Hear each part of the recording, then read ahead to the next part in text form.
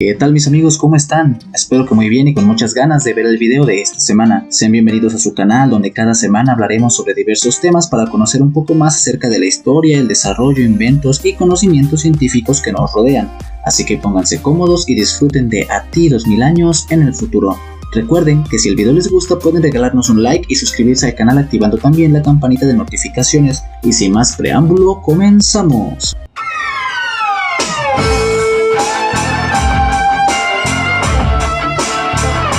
Gracias a la película La lista de Schindler de Steven Spielberg, hemos conocido las acciones riesgosas realizadas por Oskar Schindler para salvar a unos 1200 judíos del holocausto nazi.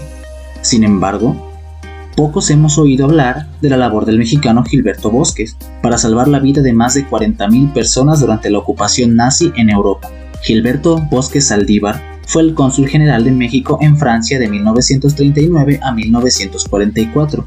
Quien respondiendo al llamado de su propia conciencia, ayudó desde su posición diplomática a huir de los regímenes franquistas y nazi a refugiados españoles republicanos, judíos franceses, libaneses, socialistas, comunistas y otros perseguidos, entre ellos líderes políticos europeos de oposición y miembros de la resistencia antifascista, quienes habían sido señalados para ser enviados a los centros de concentración, ofreciéndoles a todos ellos residencia y nacionalidad mexicana. Cuando París estaba a punto de ser tomada por los alemanes, Bosques sale de la ciudad y tras varios viajes decide asentar el consulado en Marsella, el puerto de la zona del gobierno francés de Vichy, nominalmente independiente de los alemanes.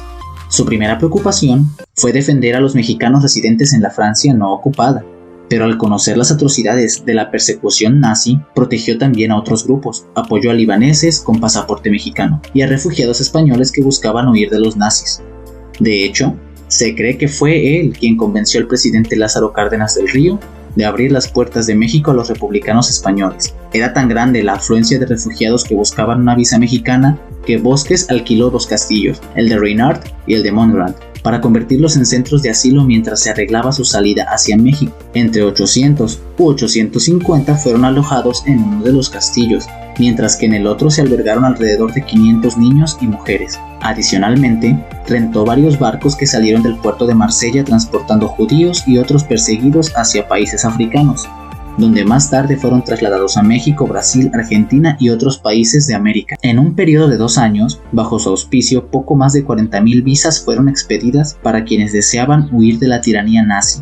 Al concedérselas, las visas mexicanas, pues las autoridades francesas los dejaban salir del país porque consideraban que ya no serían un problema político para ellas. Más complicado fue el caso de los judíos.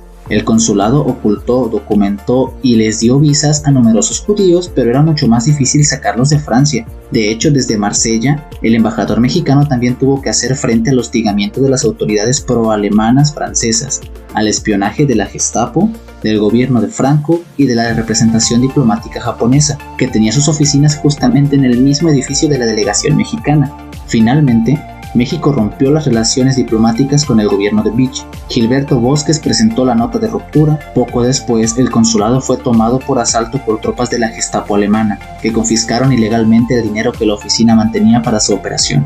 Bosques, su familia, su esposa María Luisa Manjares y sus 3 hijos, Laura María, María Teresa y Gilberto Froilán, entonces de 17, 16 y 14 años respectivamente, y el personal del consulado, 43 personas aproximadamente, en total fueron trasladadas hasta las comunidades de Amelie-les-Bains. Después, violando las normas diplomáticas, se les llevó a Alemania, al pueblo de Bad Godesberg, y se les recluyó en un hotel-prisión. Bosques fue finalmente liberado y regresó a México en abril de 1944 junto con su familia. Pero la sorpresa fue que miles de refugiados españoles y judíos los esperaban en la estación de ferrocarril de la capital para recibirlo. Su júbilo zumbaba en el andén de la estación ferroviaria. Era al México generoso y libre que ellos exaltaban en Gilberto Bosques, el más sobresaliente ejemplo del característico espíritu de la solidaridad mexicana. Una de sus más grandes lecciones de vida es que, aunque resulte difícil, no es imposible mantener la decencia de uno frente a la maldad moral.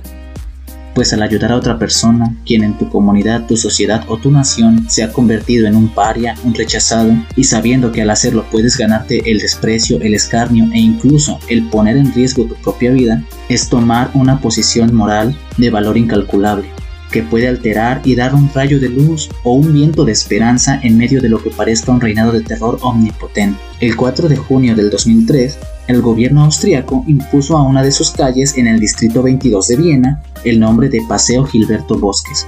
Los pocos que conocen la historia de Gilberto Bosques suelen llamarlo el Schindler mexicano. Y así como Schindler tuvo su lista de trabajadores judíos protegidos, Bosques tuvo sus visas a la libertad, las visas de Bosques. Amigos, esto es todo por el video de hoy.